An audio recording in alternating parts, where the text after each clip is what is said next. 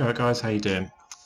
Show Science here, just going to do a tutorial today, just explaining how I paint my shells. This is by no means the only way to do them, this is just the way that I've been doing them over the last couple of years and I'm going to share with you today. So what you're going to need is obviously a shell. In this example I'm using a Mercedes 600 extra long wheelbase limo. You're obviously going to need a Stanley knife as well. You can buy a cheap knife and that's absolutely fine, but I prefer to buy a little bit more expensive knives. They are a bit easier to use. Yeah, I think this one costs about 15 quid from Screwfix, but it's lasted me years and it's really useful and helps doing the curve cuts as well. These little scissors are special body shell scissors. I got them again about 5 years ago and they've lasted me well, so again a good purchase. Some masking tape is always useful. Again, I got that when I did my sign writing, but it's only a couple of pounds. Some pliers and then some sort of object or a tool to make a hole with, or maybe a reamer, or I've just got this little thing, again, which I've had sitting around for years, and a pencil, of course, and a Sharpie as well.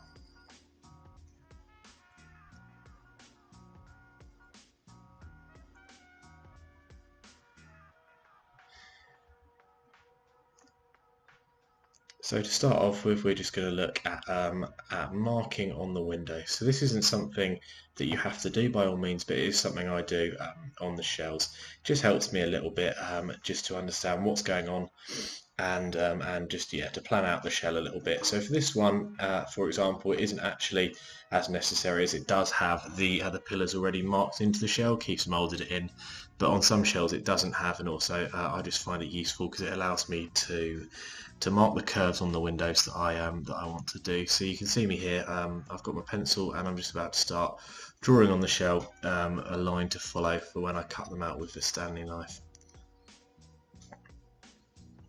So just trace the pillars down and then just curve the tops and the bottoms as well. This does add a little bit of strength to the pillars. Some people take it too far and use it to make the pillars a lot thicker. I mean, I don't like to do that, but I do like to just put a little round on there as it helps the pillars to stop snapping just a little bit, and hopefully will make the shell last that a little bit longer.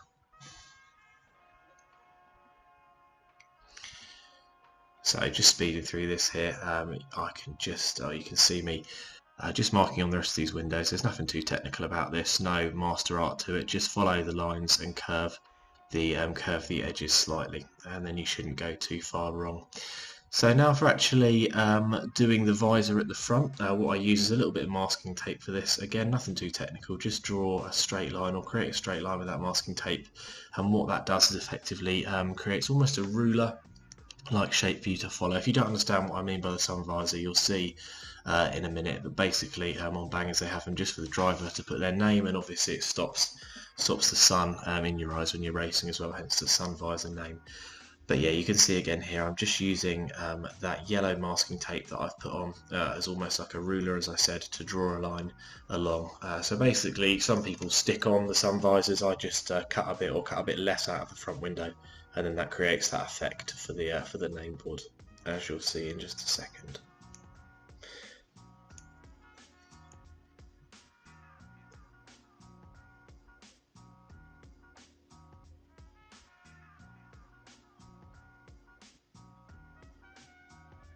There you go, so I've just peeled off the tape now, and you can just see faintly that pencil line, and that's obviously giving us just a mark to cut to, just as all the other lines are.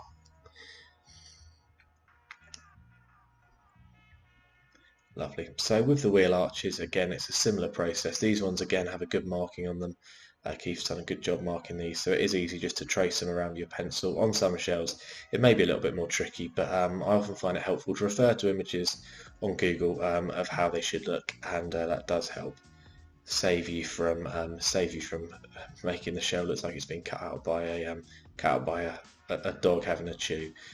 But so what I'm doing here, as you can see, I'm just ripping off a longer piece of tape, and I'm just marking the front of how I want it cut. I've had a look again, some pictures on Google of how I think the front of these should be cut, and I'm just marking out these with the tape to help me draw a line against. Again, you don't have to use the tape at all, you can do it freehand. I just find it a little bit more helpful to use that as a reference, and it sort of helps me level up both sides as I go along.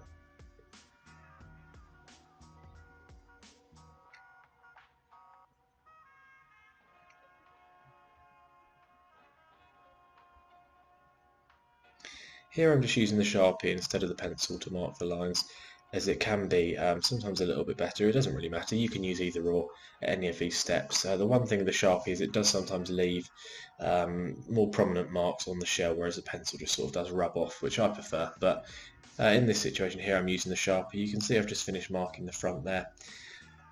With this shell I'm going to cut out the grill just to add a little bit more detail. It will probably weaken the front slightly, but I do think it looks a bit more authentic, so it's worth doing. I do try and like to get the shells to look as good as they can, even if that does sometimes take away from the strength. I think a cooler looking shell, I'd rather it fall apart and maybe happy with how it looks than have something that stays in the same shape all day and looks naff, in my opinion. So I'm just marking here the grill to cut out. As you'll see, I'll do that later, just after I finish doing the window. So with the cutting out process, the way I do it is probably similar to the rest of you. Just score around the edge of the window, following that pencil line with the Stanley knife all the way around, and then I'll do a couple of deep grooves and then just push the window through. I will say this isn't probably the safest way to cut out these windows. I mean, touch wood, I haven't actually cut myself in probably 5 or 6 years of cutting out shells, but that's by no means saying it's impossible to do. So obviously, if you are, unsure or not confident in doing this, then I would, there is other ways to do it, but this is the way I do it. I'm not saying this is the best way, and I'm certainly not saying it's 100% safe. As you can see through this video here, that my fingers are very close to that very sharp blade of the knife, so obviously use a bit of common sense and just be sensible with it. But here you can see I've cut out that one window and I'm just working my way around the shell. As much fun as limos are, they do obviously have the problem of having that few more windows in the sides, so it gives me a good chance to show you cutting out the windows, and then we can go from there.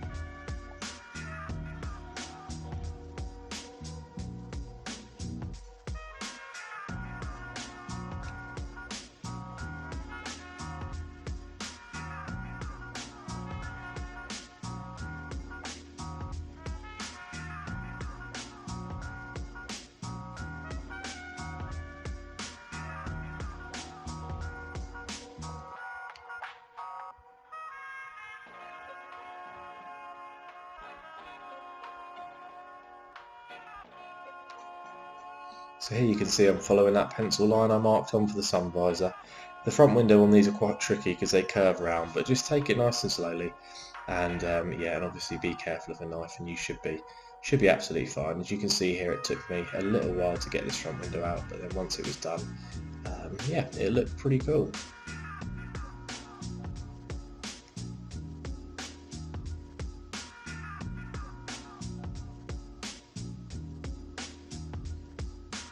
Right, so on to the wheel arches now. You can see here I'm just using the pencil to mark some lines from the bottom of each wheel arch. I'm not sure if this really does anything to help me, but I've always done it, so it's something I just seem to do, more out of muscle memory than anything else. But feel free to do the same on your shells, of course, but if I'm honest, I can't actually tell you the point of why I do that. It's just something that I do. So using the curved scissors I mentioned earlier, we're going to go around the wheel arches. I know of course you can do this with a Stanley knife as well, of course you can, but I prefer to use these scissors. So you always want to hold the scissors in the way the curve of the wheel arch is going, as you can see here. I hope you can see anyway. So they are pretty simple to use really, these scissors. They take a little bit of a strong grip, but apart from that you basically just follow the wheel arch round, a little bit of practice and you should have no problems at all.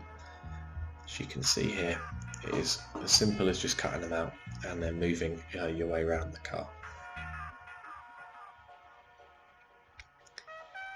Here you can see as well I'm just using those scissors to cut off the rear bumper, which is, I mean they're very useful. And again here at the front, bang out the wheel arches, and then I'm going to use the scissors to cut away at all the front that we marked earlier, as you can see here.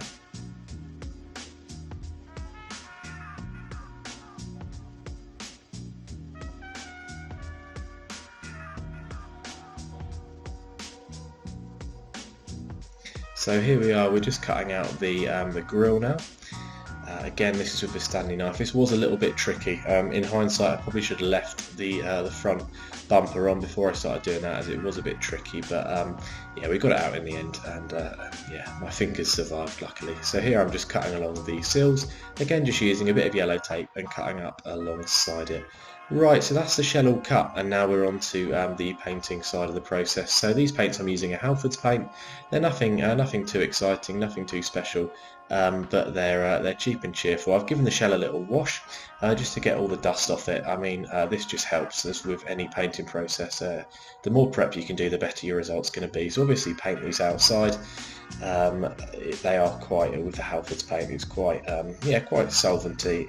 I quite like the smell, but it's probably not the best for you. So yeah, take it outside in a well ventilated area, and yeah, I'm heading out there now. So with the painting, I'm sure I don't want to teach you to suck eggs, but you want to be going on even thin coats from a little distance away. Give the can a good shake before you start as well, probably for about 30 seconds to a minute, and if you can, warm the can up in some warm water first if you can really be bothered. So here you can see what I mean by the stroke sort of pattern of painting the shells. It's nothing too complicated, but nice light even coats, maybe about 4 or 5 light coats, the same coverage of this, and then that will build up a lovely shine, as you can see. So here's the shell after painting. It looks really good, starting to take shape. It's a really nice blue, this one. I think it was a Renault blue actually, but it's a pearlescent deep blue and really does look the part. Right, so now on to the sign writing stage of it, which is probably what you've been more looking forward to seeing than the cutting out and painting of the shell. So the way I do my sign writing is a slightly complicated method, but basically at the moment you can see I'm on Adobe Illustrator. I've taken some pictures of the sides of the car, and what I'm doing is I'm designing the signs and just shaping them up to the car. I mean, this does take quite a lot of practice. I've been using Illustrator for a few years and know my way around it pretty well, I'd like to say, but obviously it's a case of you know, learning as you go. So you can see what I'm doing here, using, you know, a combination of different fonts to create some stuff that I'm happy with. Once I've finished with it all on Illustrator and I'm happy with it, what I do is I save it as an image, bring it into the cutting software for my vinyl cutter, which is a silhouette portrait I've got, so it's just a silhouette cutting studio, and then I scale all the signs to the car, referring back to my Illustrator document for sizes, and just with a ruler I measure them. So with a vinyl cutter, it is a reasonable investment. I think it's about £130, but honestly I can't recommend it enough. It's so useful, and there's so many things you can do with it, so much versatility, not just remote controlled car shells or stickers, but you know, t-shirt, vinyl, everything. You know, it really is limited just by your imagination. So here you can see my little one cutting out the various signs. You can see a few signs from years gone by on the lid there, but I've had this vinyl cutter probably for about 3 or 4 years now, maybe a bit longer, and it's still on the same blade, and it cuts an absolute treat. It's yeah, probably one of the best purchases I've ever made, if I'm honest. But I'd highly recommend it, even though it is a little bit of an investment.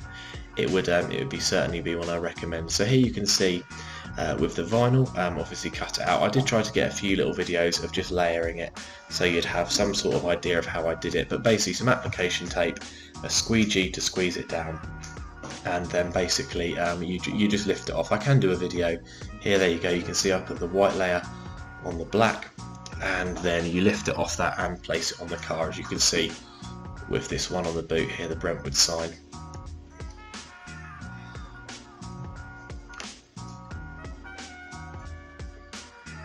There we go.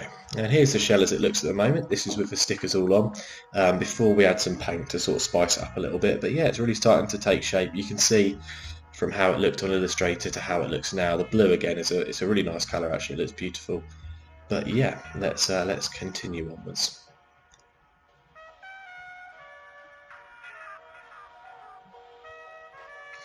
Right, so this is the stage you've probably been waiting for, to be honest. So this is turning the signs as they look now into something which looks a lot more lively, a lot more interesting, and hopefully yeah, a lot more eye-catching. So the way I'm doing this today is with these acrylic paints you can see behind the shell. I imagine some of you are thinking, oh, where's the airbrush, why hasn't he got the airbrush out? The truth is you can certainly use an airbrush. An airbrush it creates amazing effects on the shells, but it's a big investment. Probably by the time you've got everything you need, you're looking at upwards of £200, and the truth of the matter is a lot of people who are starting out don't want to be spending that much on something they don't really know how they're using. So what we've got today is we've got some acrylic paints from Hobbycraft at £2 a pot, some brushes, the ones on the left of the palette. They were, how much are they? They were all in a set of 5 for £1 in Poundland. The one you can see in the middle of the palette is a little bit more expensive. It's about £7 or £8, but again, if you look after the brushes, they'll last you as long as you need to. So the way we're going to create the effects is we're just going to use some acrylic paint and paint over the vinyl with a small brush. Here you can see those, the Poundland brushes I'm showing you now, and then this slightly more expensive one just in my hand there. And they've got a little pot of water as well just to clean the brushes. I do have a bad habit of just licking them to clean them, which never tastes that great, and I always tell myself I shouldn't do but end up doing. But ideally there's a little pot of water there so you can clean the brushes as you go, as the acrylic paint is obviously water based, so yeah, nothing too toxic or challenging there. So you can see me getting the brushes ready, and I've got my paints ready at the back as well. I say it's £2 a pot, these from Hobbycraft. They're not expensive at all and they last years. You barely use any at all. So see, I've got some nice hot pink here, and we're going to tackle the wild card on the bonnet first of all.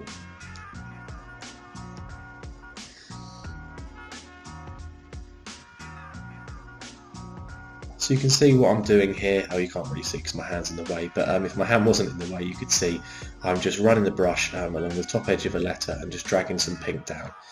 Hopefully you'll see in a minute, and then it'll make a little bit more sense. It is quite a slow process this, but I mean, you get better at it. It's just a case, like anything, of practice makes perfect, and just yeah, keep on going. So you can see here I've obviously sped it up, otherwise we'll be here for we'll be here all night.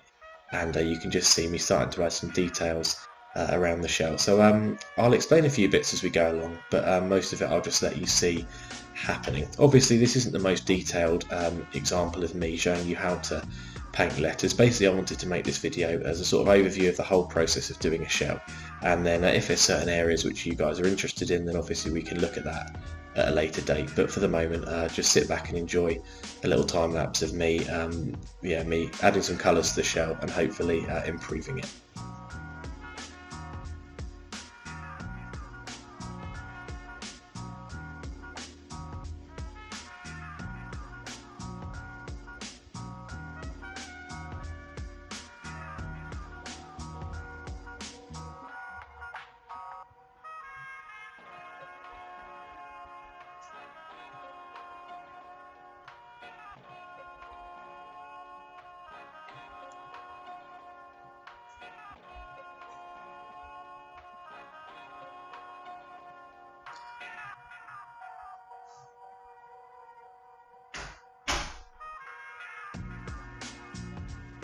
So you can see here I'm adding just a few little white stars around the lettering.